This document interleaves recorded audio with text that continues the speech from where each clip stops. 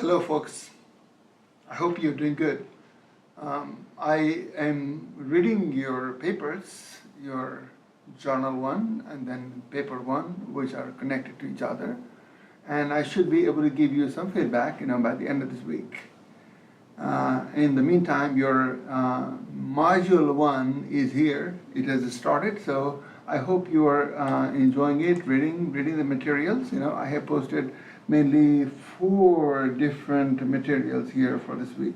Actually, 5 different materials here for you, because I don't. You don't have any book, textbook, so things are all online based materials, and I have also scanned useful portions from books for you to read, so you don't have to buy a book. Read the argumentation link here. This link takes you to a good handout about what arguments are, because you're writing an argument paper now. We are shifting from the rhetorical analysis paper to argument paper, right, which is a paper 2.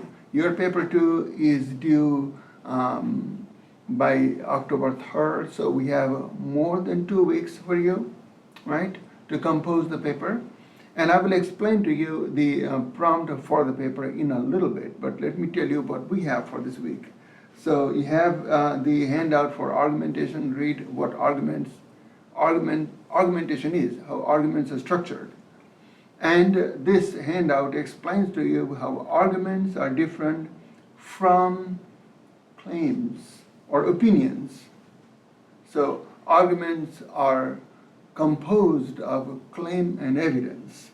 The stronger the evidence, the stronger the arguments. But if you only have claim, it doesn't mean an argument. It's not an argument, it's an opinion only.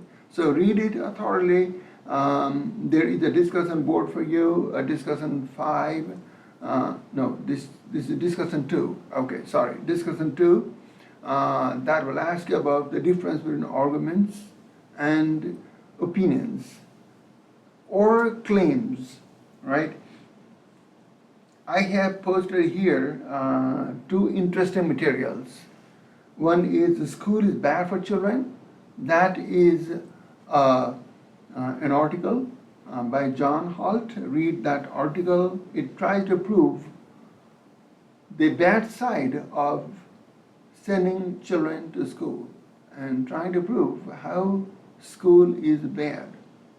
Let's examine the way the arguments are produced or presented. The arguments are all on one side only, the negative aspects of a school system.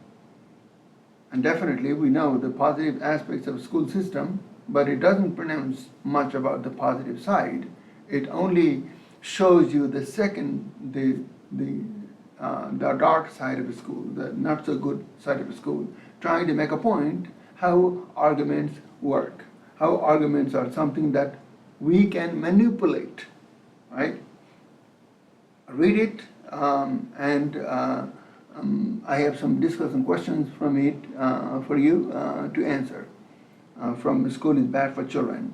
There is also a funny, I'd not say funny, but a very wittily composed YouTube video of how we can fight without police by Trevor Noah. Please watch the video, because I have questions from the video too for you. Right? It's very witty. You'll enjoy it, because comedians or stand-up comedians are highly skillful people. They use rhetorical strategies, like the last time we talked about rhetorical strategies, ethos, logos, pathos, and everything. But we are only examining the logos. We are only examining how the arguments work. What kind of argument he presents here in his stand-up comedy. So let's see how arguments are arranged, what kind of evidence he provides while he narrates his story of being profiled in America and compares his situation of being stopped over by a police in South Africa. It's all about the difference between two different cultures. I have also put here a handout for you, a very good handout, a cause and effect PDF handout that is a part of a book, a portion from a book which will give you an example of a cause and effect paper and an example and definition of how cause and effect arguments are structured. So you do not, I don't want you to be confused about the type of paper you're writing. Cause and effect, argumentation, both are very similar. I mean, they could be different for different assignments or different instructors in different courses, but in this course, here with you, I want you to learn the cause and effect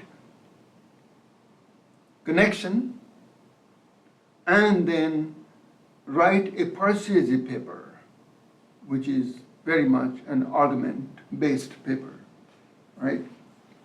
So, and also a very useful link I have put here for you from ThoughtCo. I use ThoughtCo because it's very precise, to the point, and very wittily written material.